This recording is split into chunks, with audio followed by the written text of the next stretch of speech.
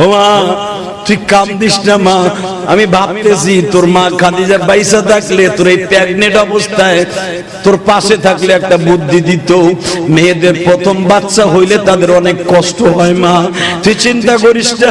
আমি মালিকরে বুঝাই কইছি, আল্লাহ আমার ফাতেমারে প্রসব বেদনায় যে কষ্টগুলা দিবা ওই কষ্ট আমারে দাও, আমার ফাতেমারে দিও না।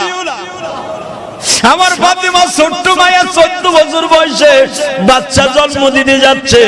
আল্লাহ তুমি আমার ফাতেমারে কষ্ট দিও না মা। আমি আল্লাহকে বলছি মা তোর কষ্ট হবে না বাজান রে। তারপরেও দেখেন নবী আমার কি করে। হাসান জন্মের সময় ফাতেমার প্রসব বেদনা শুরু হয়ে গেছে।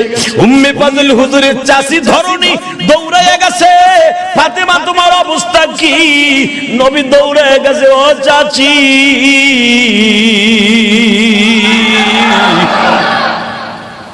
চাচি ও চাচি। এবং হুজুরের আরো বিবিদেরকে বলছে তোমরা আমার ফাতেমার সাথে গল্প করতে থাকো, তোমরা গল্প করতে থাকো, আমার ফাতেমারে সাহস দিতে থাকো।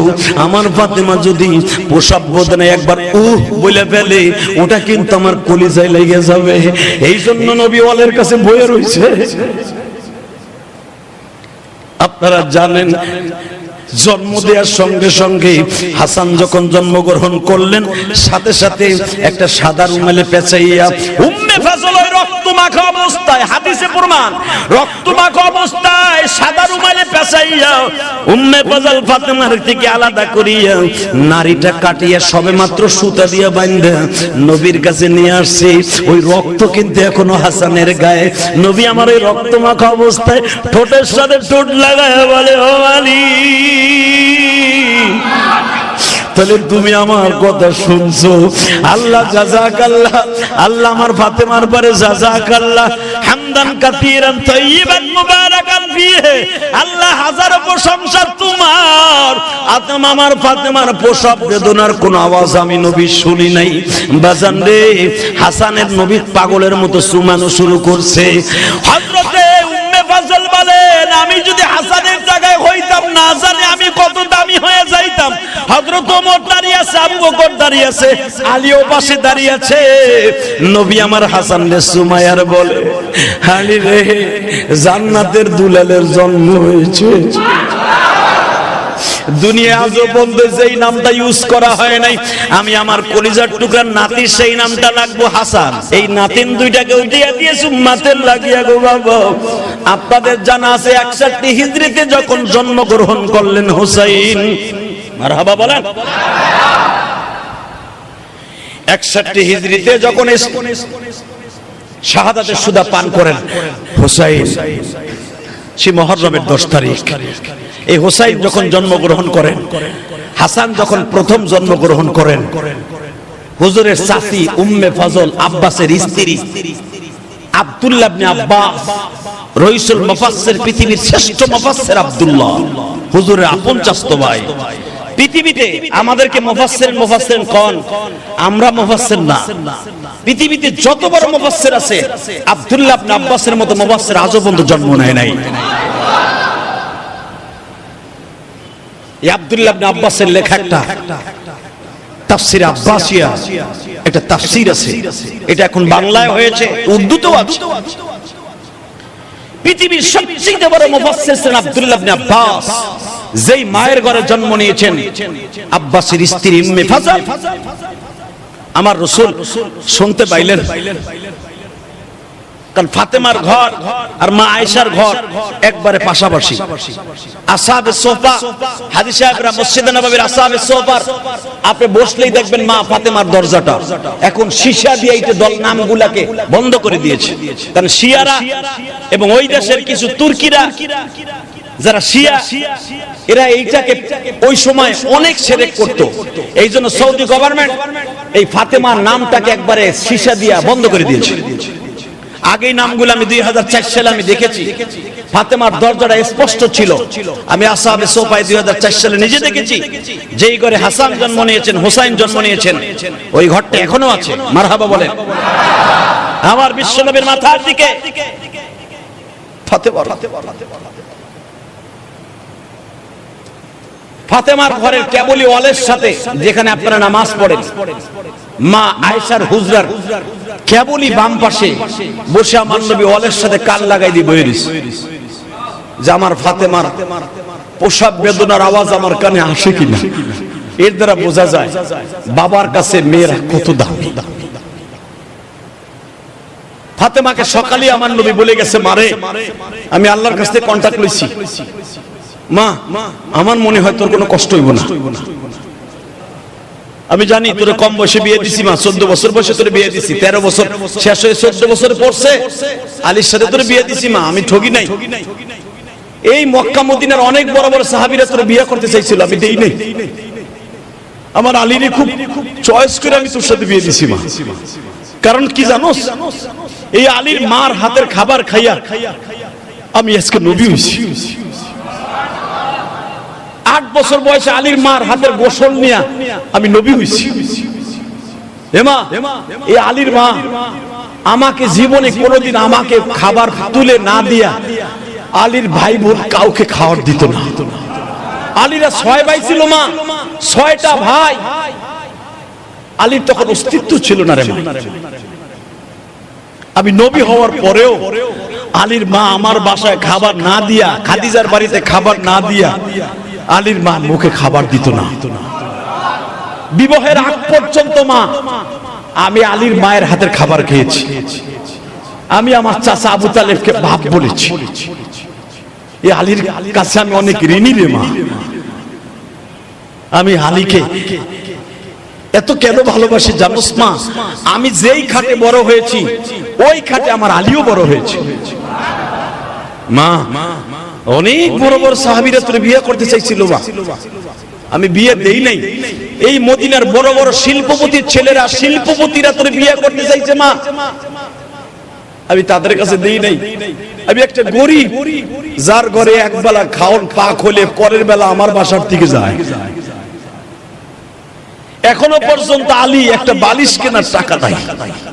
আমি যে বাবা আমার ফাতেমারে যেই উপঢৌকুর যৌতুক হিসাবে আমি নবী দিয়েছি, যৌতুক ইউজ করা যাবে না, হাদিয়া হিসাবে আমি ফাতেমাকে 2টা বালিশ, একটা কোল বালিশ, একটা মাটির ঘোড়া কলসি, একটা জাতা, একটা পাটা, একটা পুতা, একটা কাঠের খাট, দড়ি দিয়ে বানানো তার বিছনা, তার ছাউনি হলো খেজুরের ডাব্বা। মা এই খাটগুলা তোরে যা দিছি তাই তো আছে, আমার আলী নতুন করে কেনার মতো এবিলিটি নাই। ইচ্ছা করলে তোর স্বর্ণের খাটে ঘুমানোর এমন ছেলে এই মদিনায় আছে, তোর বিয়ে করার প্রস্তাব দিয়েছে মা। তোর বিয়ে করার জন্য হাজার হাজার প্রস্তাব আমি মুহাম্মাদের কাছে আছে। ইহুদির ছেলেরাও তোরে বিয়ে করতে দিচ্ছে মা।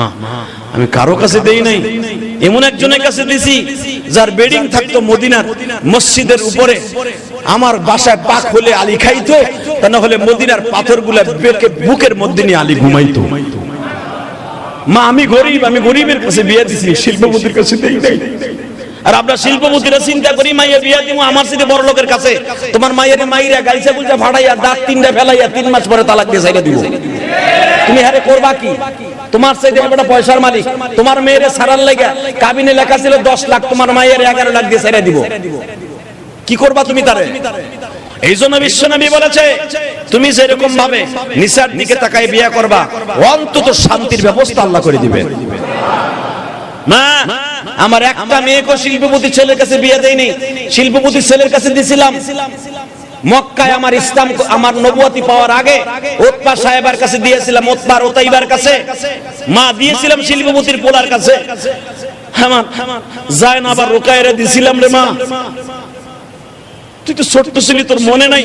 তোর বোন 2টারে সকাল বিকাল 3 বেলা মারতো। শিল্পপতির ছেলেরা তোর এই বড় বোন 2টাকে এমন মার দিত, একদিন আমি বলতে কাবা ঘর ধরে বলতে বাধ্য হয়েছিলাম, আল্লাহ আমার জয়নাব আমার জীবনের প্রথম কলিজা, আমার মেয়ে জয়নাবকে যে মাইরে এইভাবে গাল গুল ফাটাই দিয়েছে, আল্লাহ তাকে যেভাবে বাঘের মতো ছিঁড়ে ফিরে মেরেছে। কারণ এই জায়নাবকে উতবা এমন ভাবে মেরেছিল, উতবা আর উতাইবা 2 ভাই, যে জায়নাবের এই কাপড়ের নিচে কোলবালিশের মতো উঁচা হয়ে গিয়েছিল। খাদিজা দেখার পরে ধা ধা করে কাঁদতেছে আর বলতেছে, আপনি বলেন নবী। আপনি নবী, মেয়েদের কাছে কিসের নবী? আপনি কি পারেন না এই বেঈমানগুলোর বিরুদ্ধে বড় বড় লিডারদের কাছে একটা নালিশ করতে? বিশ্বনবী বলেছিল, খাদিজা রে, তুমি মা, সন্তানের দরদ তোমার অন্তরে আছে বিদায় একটু হার্ড লাইনে চলে গেছো। খাদিজা রে, দুনিয়ার কোন আদালতে আমি এদের বিরুদ্ধে বিচার দিব না। এদেরকে যে বানিয়েছে বিশ্ব মানবতার মাখলুকের যিনি মালিক, ওই রবের আদালতে আমি এদের বিরুদ্ধে নালিশ করব। আপনারা জানেন হাদিস কানা, এটা বানানো কথা নয়। বিশ্বনবী যায়েনাব আর রোকাইয়ার মায়ের সহ্য করতে না পেরে কাবাগরের গিলাফ ধরে আল্লাহর কাছে ডাক দিছে, মালিক, আমার যায়েনাবকে আমি বুকে নিয়ে মানুষ করছি। আমার যায়েনাব প্রথম জন্মগ্রহণ করার পরে আমার যায়েনাবের এমন কোন জায়গা নাই, মুখের এমন কোন জায়গা নাই, কপালের এমন কোন জায়গা নাই আমি নবীর চুমা দেই নাই। আমি দেখতেছি আমার যায়েনাবের ঠোঁটটা ভাগ করে দিছে মারিয়া, বোতলের ভিতরে গরম পানি ঢুকাই আমার যায়েনাব রে বলে রাতভর পিটাইছে। আমার যায়েনাবকে চাবুক দিয়ে পিটাই আমার যায়েনাবকে বেহুশ করে ফেলছে। যায়েনাবকে হাত পাও বাইন্দা আমার ঘরের বারিন্দায় ফেলাই দিয়ে যায়, বলে তোর বাবা যদি নবুয়াতি যেদিন ছাড়বে সেদিন তোদেরকে নিব, আর তোর বাবার নবুয়াতির দাওয়াত বাদ দেওয়ার আগ পর্যন্ত তোদের দুই বোনকে তালাক দিয়ে গেলাম। নবীর মেয়েদেরকে যখন তালাক দিছে উচ্চাইবা, বিশ্বনবী সহ্য করতে পারে নাই, একটা দৌড় দিয়ে আল্লাহর পার্লামেন্টে নালিশ করে দিছে, মালিক, ও দুনিয়ার মালিক, আমার খাদিজা কয় দুনিয়ার মানুষের কাছে নালিশ করতে, আবু জেহেলের কাছে নালিশ করলে আবু জেহেল বলবে তুমি কালেমার দাওয়াত বাদ দাও। আমার চাচা আবু তালেবের কাছে বললে যদি বলি আপনার ছেলেরা এইভাবে মারছে, আমার চাচা বলবে কালেমার দাওয়াত বাদ দাও। তুমি তো আমারে মনোনীত ধর্ম ইসলামের দাওয়াত দেওয়ার জন্য দুনিয়ায় প্রেরণ করছো, আমি দুনিয়ার কোন পার্লামেন্টে নালিশ করলাম না, তোমার কাছে রেখে গেলাম। আপনারা জানেন আর উতবা উতাইবার মৃত্যু বাবা বাঘের হাতে হইছে, কেন হইছে জানেন? নবীর বরদোয়া সেদিন পড়িয়া গেছে, বেঈমানগুলার আর রক্ষা নাই। এ যুবকরা খবরদার মনে রাখিস, যারা বিয়া শাদী করছো রবুলা নারীদের গায়ে হাত দিস না। পালন করতে বাবার কলিজা ছিঁড়ে গেছে, বিশ্বনবী সহ্য করতে পারে নাই, তাহলে বুঝিয়ে দাও কত কষ্ট বাবাদের অন্তরে। শুধু আমি তোমাদের বলবো যুবকরে, যৌতুক নিয়ে বিয়ে করিস না। বিবাহের পরে ধলা হোক কালো হোক তোর নসিবে ছিল যেটা এটাই হয়েছে, কোনোদিন তারে খোটা দিয়ে কষ্ট নিস না। শ্বশুর বাড়ির পরে চাপ প্রয়োগ করিস না। তুই যদি শ্বশুর বাড়ির পরে চাপ প্রয়োগ করিস, মনে রাখবি তুই যদি এই মেয়েটাকে মারবি একটা, তুই জন্ম মেয়ে দেওয়ার পরে তোর মেয়ে মারি খাবে 10টা। তখন বুঝবি মেয়ের গায়ে হাত দিলে বাবার অন্তরে কত কষ্ট। বিশ্বনবীরা কুরবান করে দিয়ে গেছে, মেয়েদের মাস সহ্য করতে না পারে বরদোয়া দিছে নবী, কিন্তু কাউরে জীবনে বরদোয়া দেয় নাই। এই দুইজনই প্রথম বরদোয়া দিছে। আল্লাহ বেঈমান দুইটারে তুমি বাঘের হাতে মৃত্যু দাও, বেশি দিন যায় নাই, মাত্র 1 সপ্তাহের ভিতরে বেঈমান দুইটা ফাইনাল। আল্লাহু আকবার। মা, আমি বড় লোকের কাছে মাইয়া বিয়া দেখছি, আমার মেয়ে তোর বন্ধুটারে মারছে, মা এই জন্যই বাইসা আমি আলীরে বাইর করছি। ও মা, তুই কান্দিস না মা, আমি ভাবতেছি তোর মা খাদিজা বাইসা থাকলে তোর এই প্রেগনেন্ট অবস্থায় তোর পাশে থাকলে একটা বুদ্ধি দিত। মেয়েদের প্রথম বাচ্চা হইলে তাদের অনেক কষ্ট হয় মা, তুই চিন্তা করিস না। আমি মালিকরে বুঝাই কইছি, আল্লাহ আমার ফাতেমারে প্রসব বেদনায় যে কষ্টগুলা দিবা, ওই কষ্ট আমারে দাও, আমার ফাতেমারে দিও না। আমার ফাতেমা ছোট্ট মায়া 14 বছর বয়সে বাচ্চা জন্ম দিতে যাচ্ছে। আল্লাহ তুমি আমার ফাতেমারে কষ্ট দিও না। মা আমি আল্লাহকে বলছি মা তোর কষ্ট হবে না বাজান রে। তারপরেও দেখেন নবী আমার কি করে। হাসান জন্মের সময় ফাতেমার প্রসব বেদনা শুরু হয়ে গেছে। উম্মে ফাজল হুজুরের চাচি ধরনী দৌড়াইয়া গেছে, ফাতেমা তোমার অবস্থা কি? নবী দৌড়াইয়া গেছে, ও চাচি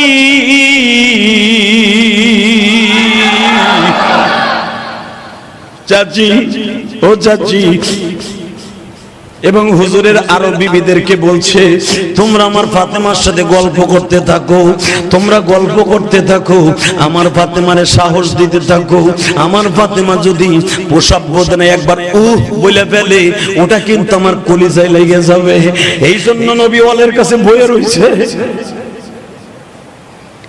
আপনারা জানেন জন্ম দেওয়ার সঙ্গে সঙ্গে হাসান যখন জন্মগ্রহণ করলেন সাথে সাথে একটা সাদা রুমালে পেঁচাইয়া উম্মে ফাজল ওই রক্তমাখা অবস্থায়, হাদিসে প্রমাণ, রক্তমাখা অবস্থায় সাদা রুমালে পেঁচাইয়া উম্মে ফাজল ফাতেমার থেকে আলাদা করিয়া নারীটা কাটিয়া সবেমাত্র সুতা দিয়া বাঁধা নবীর কাছে নিয়ে আসছে। ওই রক্ত কিন্তু এখনো হাসানের গায়ে। নবী আমার ওই রক্তমাখা অবস্থায় ঠোঁটের সাথে ঠোঁট লাগায় বলে, ও আলী তাহলে তুমি আমার কথা শুনছো? আল্লাহ জাযাকাল্লাহ, আল্লাহ আমার ফাতেমার পরে জাযাকাল্লাহ হামদান কাসীরান তাইয়িবান মুবারাকান ফিহি। আল্লাহ হাজারো প্রশংসা তোমার। আমার ফাতেমার প্রসব বেদনার কোন আওয়াজ আমি নবী শুনি নাই। বাজান রে হাসানের নবী পাগলের মতো সুমানো শুরু করছে। হযরতে উম্মে ফাজল বলেন আমি যদি হাসানের জায়গায় হইতাম না জানি আমি কত দামি হয়ে যাইতাম। হযরত ওমর দাঁড়িয়ে আছে, আবু বকর দাঁড়িয়ে আছে, আলীও পাশে দাঁড়িয়ে আছে। নবী আমার হাসান রে সুমাইয়ার বলে, আলী রে জান্নাতের দুলালের জন্ম হয়েছে। দুনিয়া আজও বলবে যেই নামটা ইউজ করা হয় নাই, আমি আমার কলিজার টুকরার নাতির সেই নামটা রাখবো হাসান। এর আগে দুনিয়ার কোন নাম হাসান রাখা হয় নাই। কি মনে করলা তুমি? আমার নানু ভাইয়ের নামটা আমি হাসান রাখলাম। সুন্দর, লাল সুন্দর। আলী সাহেব দেখ, সাহেব দেখ দেখ আমার নানু ভাই হুবাহু তোর নবীর মতো চেহারা। দেখ আমার হাসান কেমনে আমার দিকে তাকায় রইছে। আরহামাল্লাহ আরহামাল্লাহ রহিমাহুল্লাহ রহমান তহিমান তৈয়বা। ও মালিক তোমার পবিত্র নাম, তুমি আমার হাসানের পরে রহমত নাযিল করো।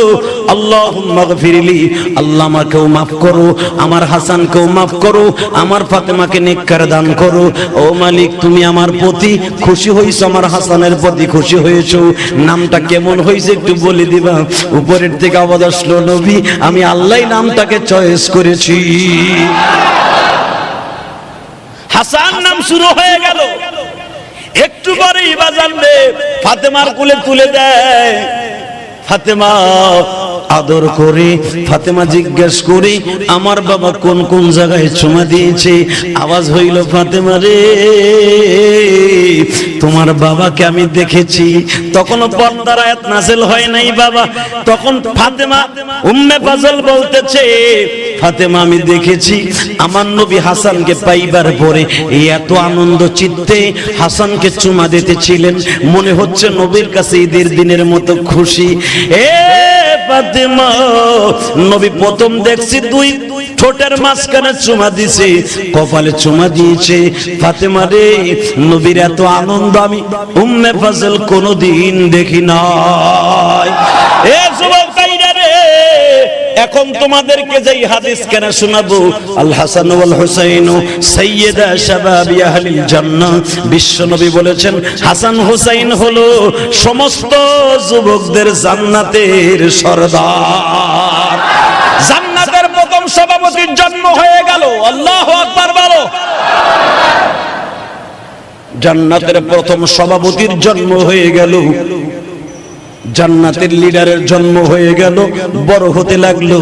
বাজানরে আর মাত্র 11 মাসের মাথায় আবার জন্ম নিল আর একটা সন্তান, নাম হলো হুসাইন। কি নাম? জোরে কন।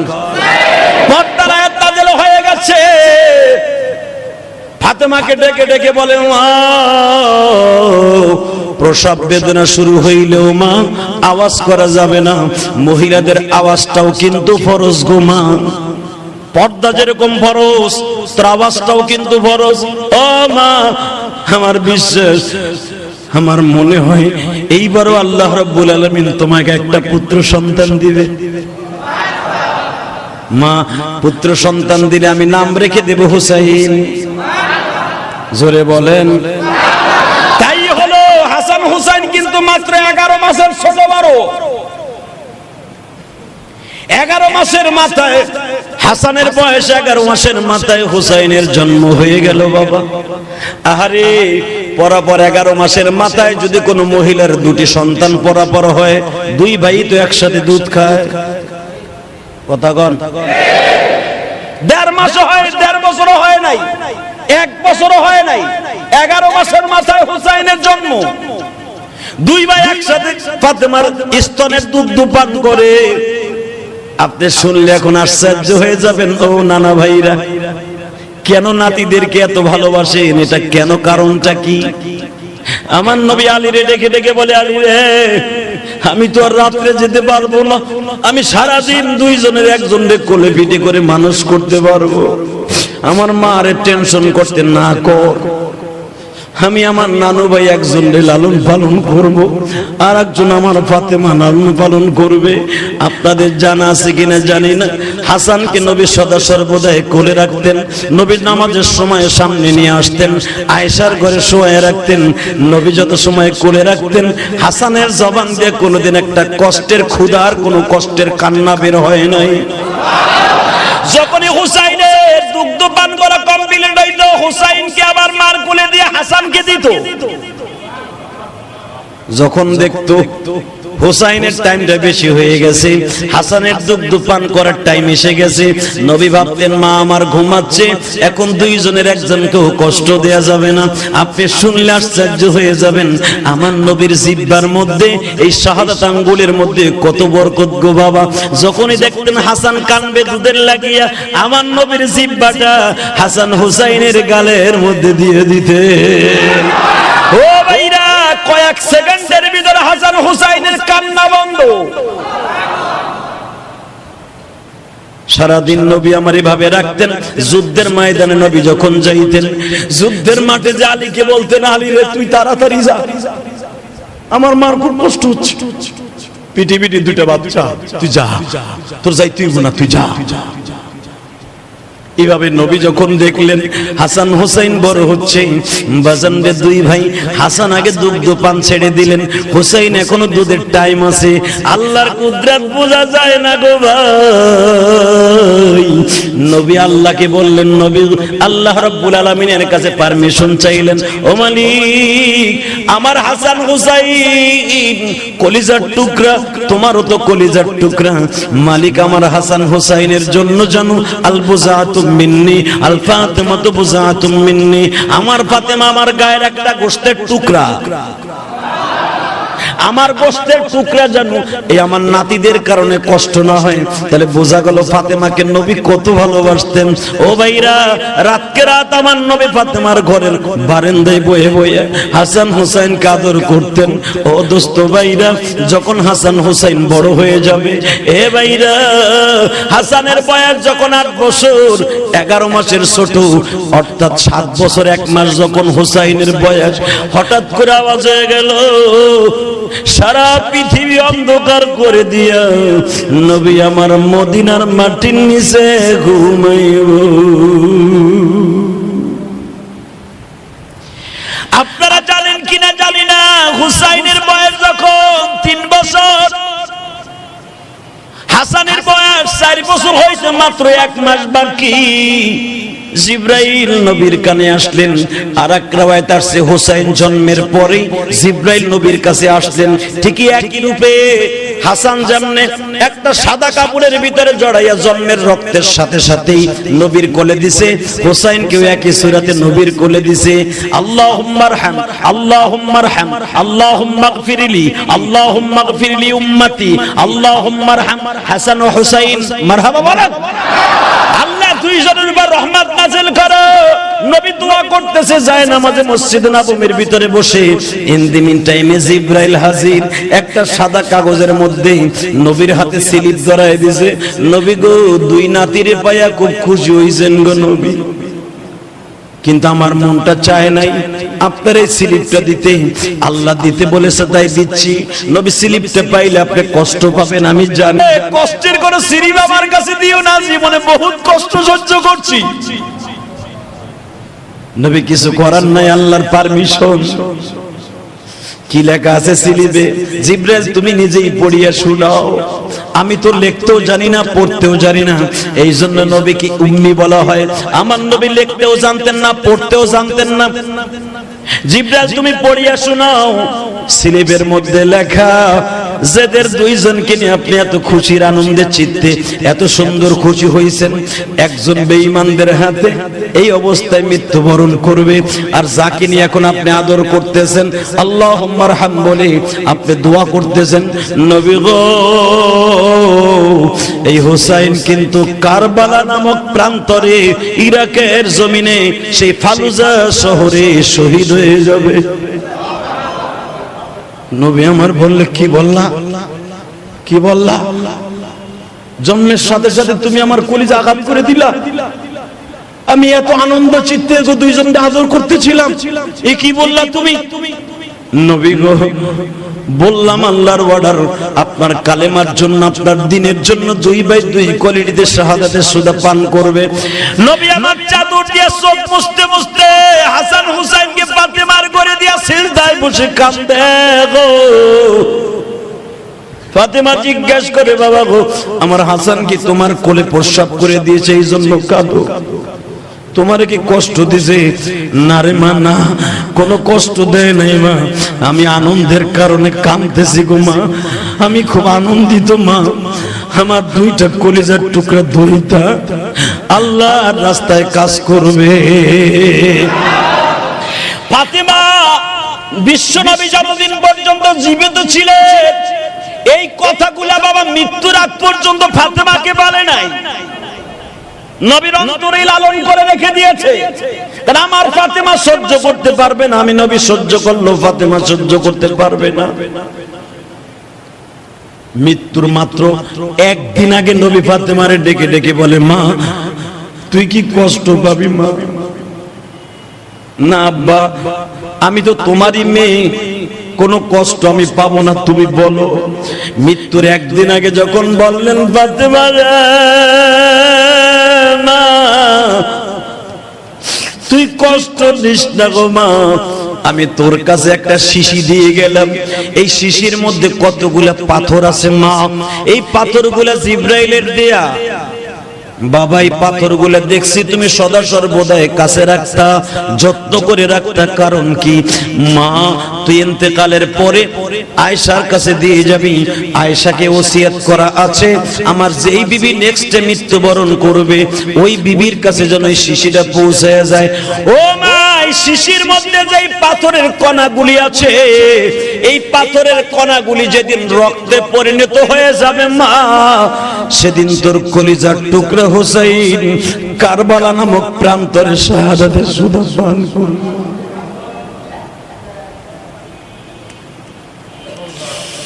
ফাতেমা একটা চিৎকার দিয়ে বলে, বাবা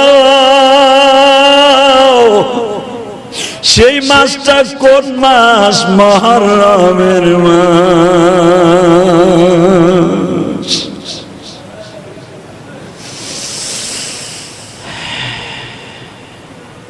ভাইজান সেই বেদনাদায়ক মাস, এই মাস ফাতেমা যতদিন পর্যন্ত এই খবর শুনছে, এরপরে তো বাবার মুহররম পর্যন্ত ফাতেমা পায় নাই, 6 মাস পরেই তো ফাতেমা মারা গেছে। মুহররমের চাঁদ আসতেই নবী কেন বেশি বেশি কাঁদতেন? এই হুসাইনের 3 বছর বয়সে পরের থেকেই নবী মুহররমের চাঁদ যতদিন আসছে ততদিনে আল্লাহর কাছে কাঁদছে, কিয়ামত কায়েম হবে, এই জন্য নবী কেঁদেছে। আমরাও এই মাসে একটু বেশি বেশি রোনাজারি করি, দেখি আল্লাহ আমাদের ঈমান রিফাইন করে জান্নাতের ব্যবস্থা করে দেয় কিনা। জোরে কোন আমিন, জোরে কোন আমিন। জানুয়ারির প্রথম তারিখ ভালো ভালো খাইতেন, ভালো পোশাক পরতেন, বন্ধু বান্ধবীর কাছে ফোন দিতেন, বৈশাখের 1 তারিখ আগের থেকে টেলিফোন করে রাখতেন বোটানিক্যাল গার্ডেনে আইসো। হালাকে ওইটা মুসলমানের অনুষ্ঠান না। মুসলমানের অনুষ্ঠান হলো জানুয়ারি নয়, বৈশাখ নয়, মুসলমানের অনুষ্ঠান হলো আজকে। মুসলমান অনুষ্ঠান হলো 10ই ফেব্রুয়ারি, 10ই মুহররম সামনে আইতাছে, আগামী জুমার পরেই 10ই মুহররম ইনশাআল্লাহ। সবাই ভালো থাকেন, সুস্থ থাকেন, 10ই মুহররম পর্যন্ত ভালো থাকেন।